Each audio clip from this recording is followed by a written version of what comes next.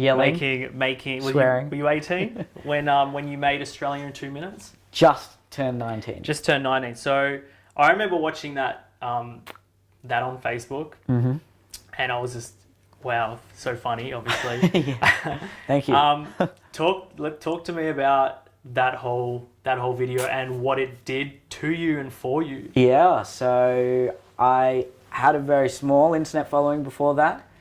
And, well, okay, let's backtrack even further. So when I was, pretty much by the time I was 15, I knew I wanted to have a career in entertainment, and I wanted that to be in the realm of acting, comedy, the things that I'm lucky enough to be doing now. And being in high school at that time, in sort of the mid-late 2000s, the internet was just coming about, and the first internet stars were in existence. Who were they? Like My Chonny was big. My Chonny, I remember, Community Channel, Natalie Tran. They're both Australian. People like Shane Dawson, Niga Higa, Ryan Higa. Yeah, I remember. Yeah, the early days. Jimmy Tatro came a year or two later. I think that those first four I remember watching when I was, I think, 13, 14. So I knew the power that the internet had. Right. I knew that the star power you could create and the following and brand you could develop online. So you weren't just watching it and laughing and finding funny. You were watching it consciously and going, yeah, I can see an opportunity.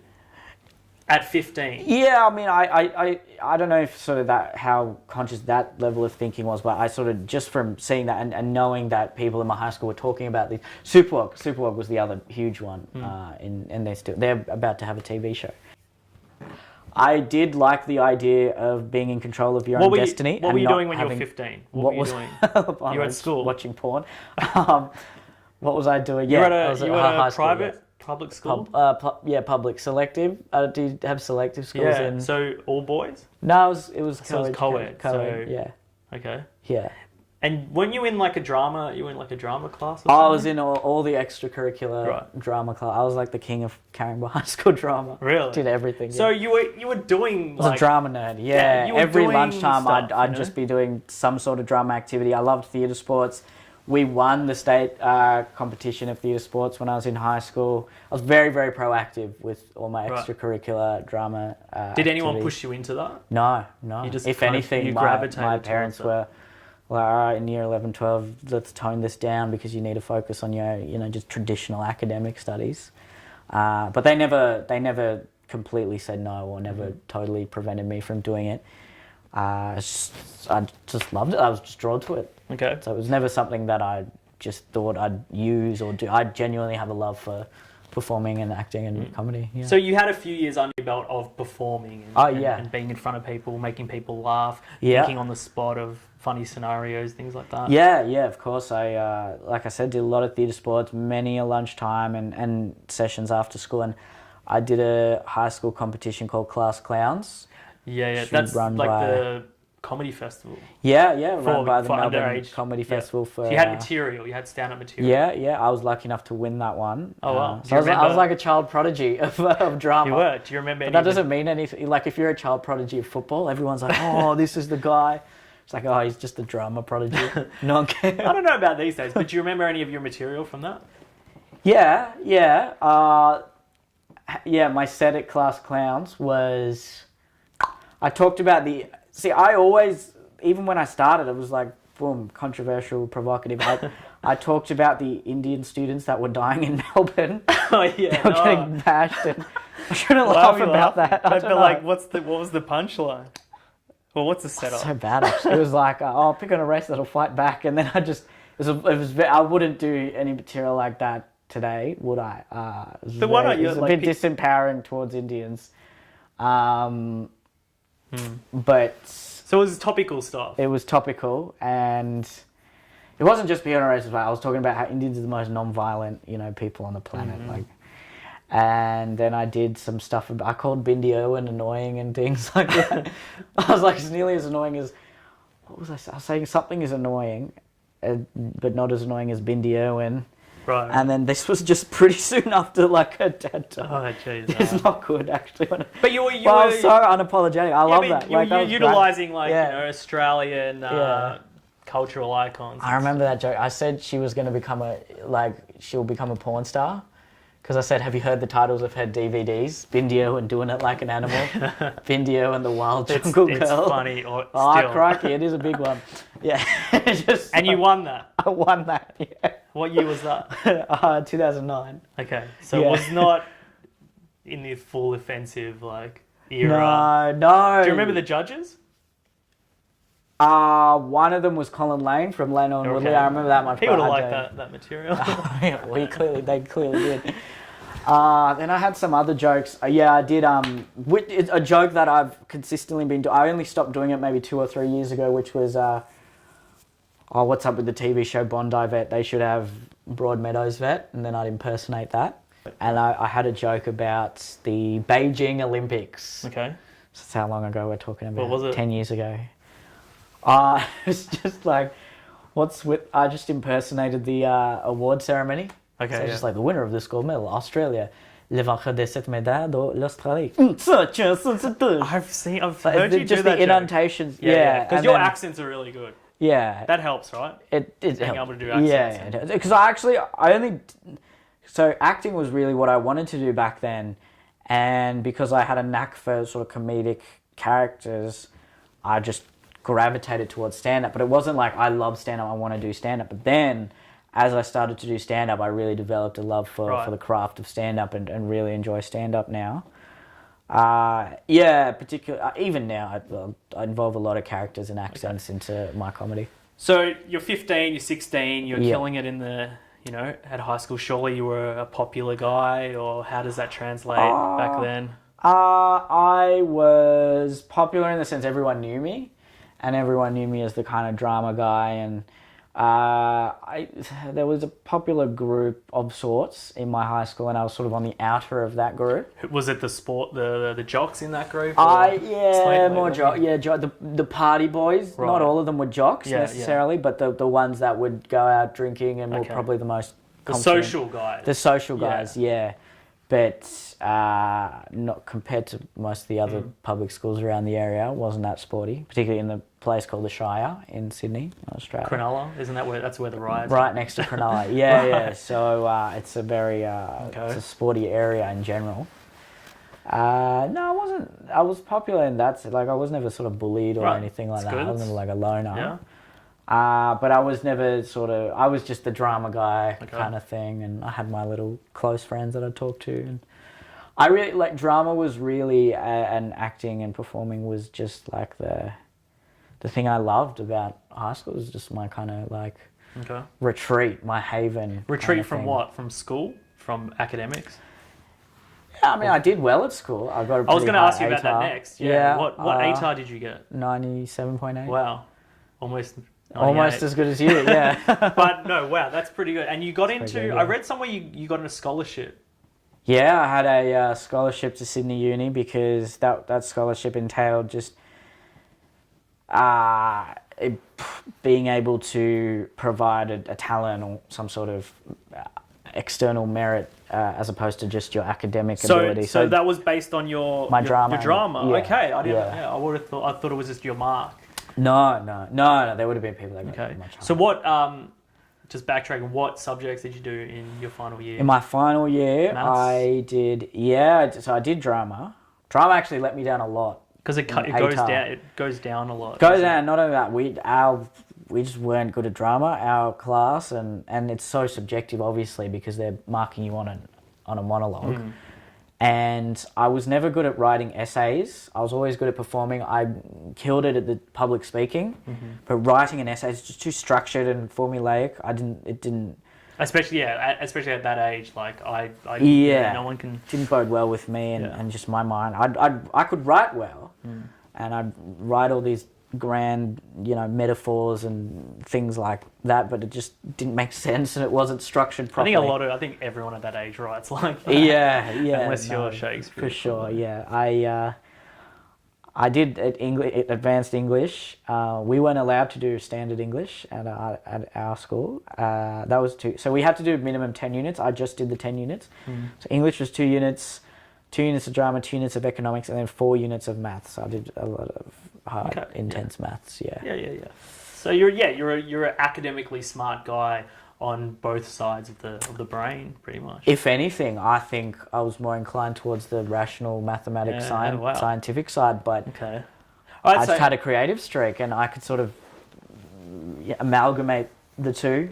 Like if you look at modern education, there's some maths in it, there's some economics in it, there's a lot of that. The Fourier transforms that could potentially save thousands of lives. Exactly. Look at you. You know the lines. It's no, but you deliver it so well. I think it's the best line. How you deliver it. Thank you. Thank you. Yeah. So you do amazingly well in year 12. Is it year 12 in New South Wales?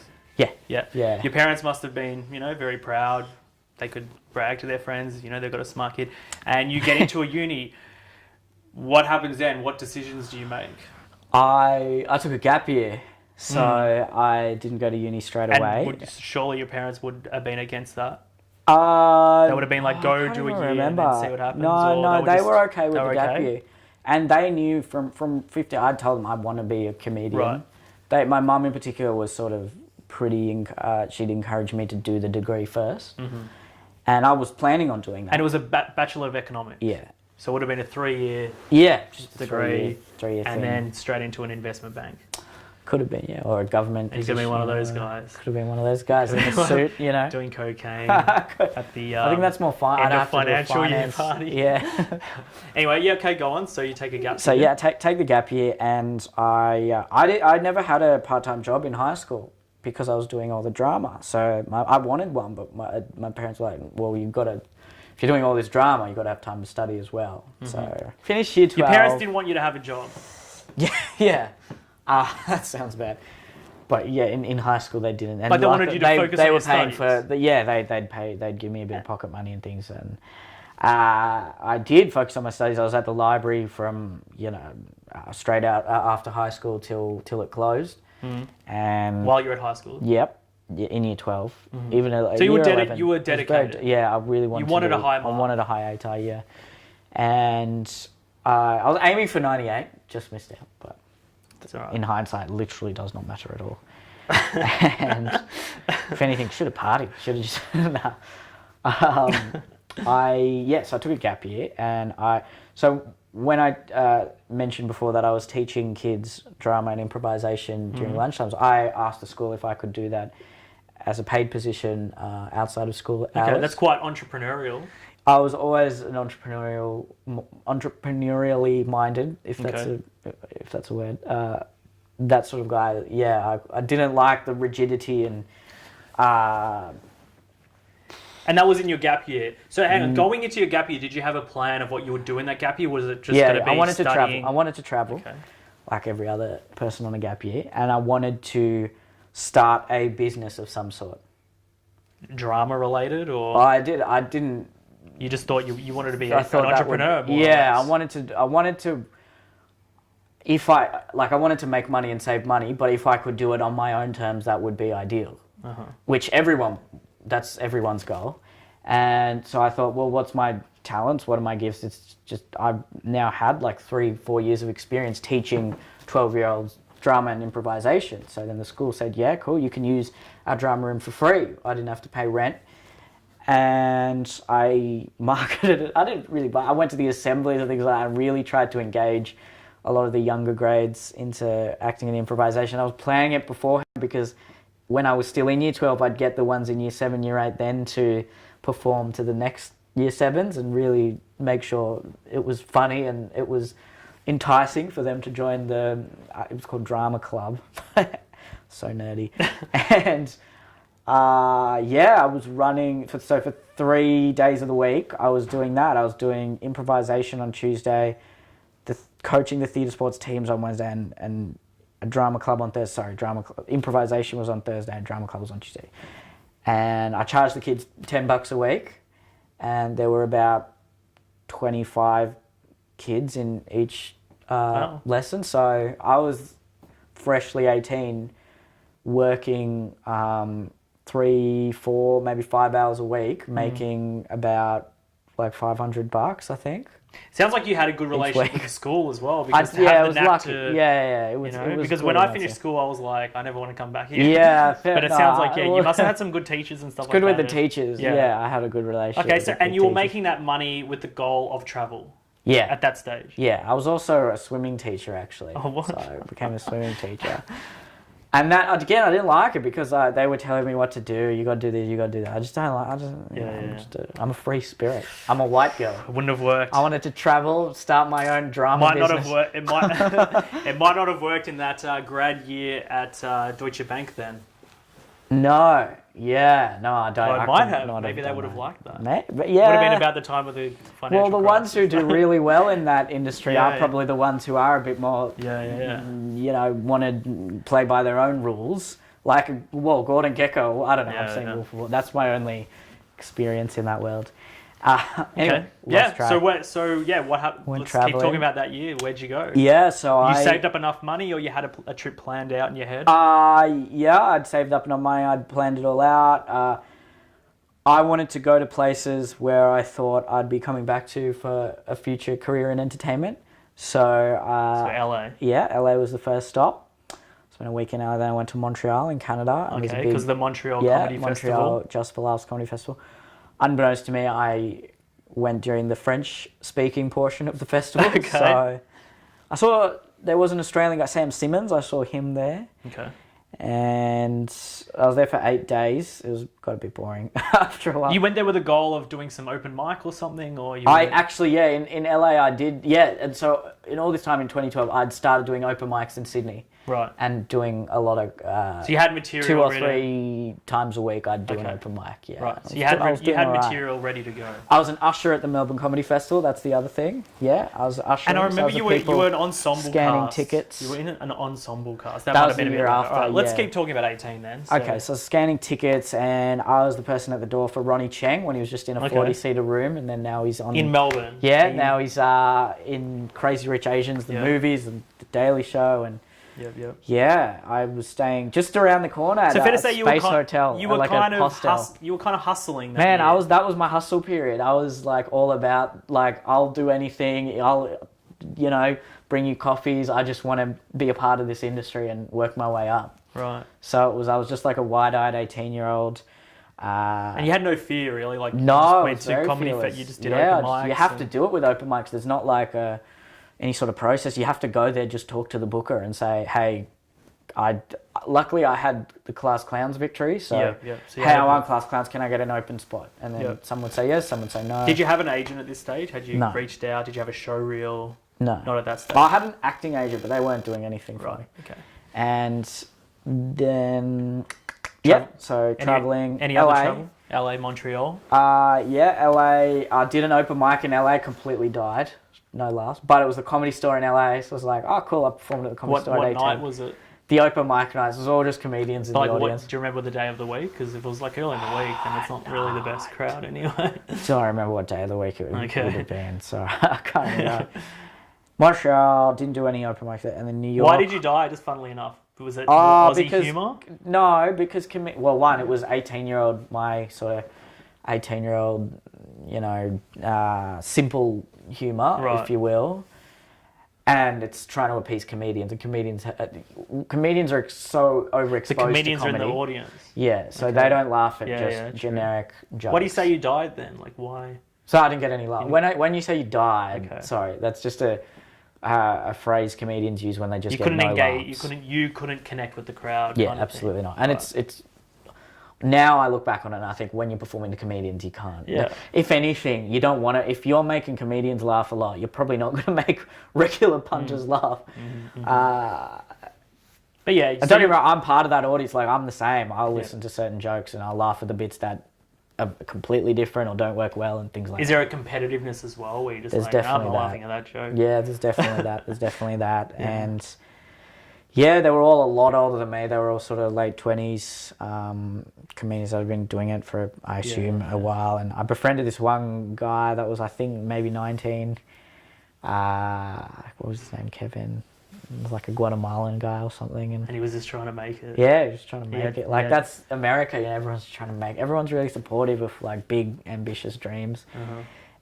And so I went to Montreal, then I went to New York. I did an open mic there, killed it. They loved me. It was great. And so then In I New just York? immediately had this Where love was for that? New York. Comedy Cellar? No. It wasn't one of the main venues. It was just New York Comedy Club or Okay. something it was called, but I think it might have been there was a monkey involved in the title. I can't remember. Yeah. All right, so New York. Yeah, New York. New York was good for you. Very good. And then I think I met up with a friend there. I was staying in hostels all the time and What's it like just being an 18-year-old just traveling to those places as well? Scary, Forgetting man. even the comedy and stuff, you know? scary. You're just a little kid again, in this big, wide, massive world, and I wasn't super confident either. So I wasn't. But you had the nous to book hostels and find Yeah. where to go and things like that. Yeah, this was. You didn't have smartphones. This was 6 Yeah. years ago. There was no smartphone, and Where did that come from? to want to do that. That awareness of what to actually do to do what you did. To be honest, I was just very ambitious, Okay. and it was all part of a plan to one day I want to be back here and perform. Okay, wow. Did New York, went to London, and that was during the London Olympics. So Yeah. I was there at the London Olympics. Didn't see an event. It was very hard. Oh, I saw the cycling. They whizzed past, and then I went to Edinburgh. As you know, there's a big fringe festival in Edinburgh. And then I came to India, saw some family, came back home. So What big month? journey. What month are you back home that year? it was about a week in each city and then 2 weeks in India. So it wasn't that long a Okay. trip. It was maybe 2 months. Right. So and it was all in winter in Australia. Right. Okay. Yeah. All right. So you get home, and then what happens? Keep doing gigs. So you've developed some momentum now, and you've kind of Yeah, I pushing was forward doing in your I was career. doing pretty well at that, and this was before there were specific open mics. There were generally established comedy rooms that would have either an open mic night or an open mic spot, and I was doing really well. Had a great 5-minute set. Was confident. I felt just not being restricted by just high school and the sort of the social pressures and the circles of high school. I just felt very liberated. Wow. Just just for my own well-being, I was really happy. You're loving life. Yeah, I was loving life, and I was making inroads in my career, and I just put all my eggs into that basket. So I'm glad I actually did, because if things hadn't gone to plan, who knows what could have happened. And I got a thing called Comedy Zone, which is the best up-and-coming comedians in Australia perform a combined show at the Melbourne International Comedy Festival. Yep. So usually it's Raw winners or people who've done well in a Raw final, but they just gave it to me from Class Clowns. And then that was a big thing. And then the comedy industry in Australia takes a bit more notice of you. Right. And when I said that, I mean, the rooms and things know you a bit more, and you're able to book spots a bit easier, because Yeah. it comes with a bit of clout saying, oh, I'm doing Comedy Zone. And Is it still running? yeah, Okay, yeah. Ronnie Chang would have done Comedy Zone. Becky Lucas, who's killing it, she would have done Comedy Zone. Aaron Chan. In recent memory, I'm just trying to think of it. Tom Gaynor is now All Day the rapper. He did Comedy Zone. What? Yeah, he was a comedian. He was a comedian. Yeah, he was a Turned into comedian. rapper. All right. He was again the year I was ushering him. That's where I met him. Alright. And it's a small world. So then, I was still doing the business, teaching the kids drama and things like that. But I had to employ other people because there were that many people in the classes, and And you employed other people from the school? yeah, people I So you had a network. taught in year 12 and they were in Right. year 11. That's good. It's quite. And then they just graduated. I'm like, oh, good, I need some people.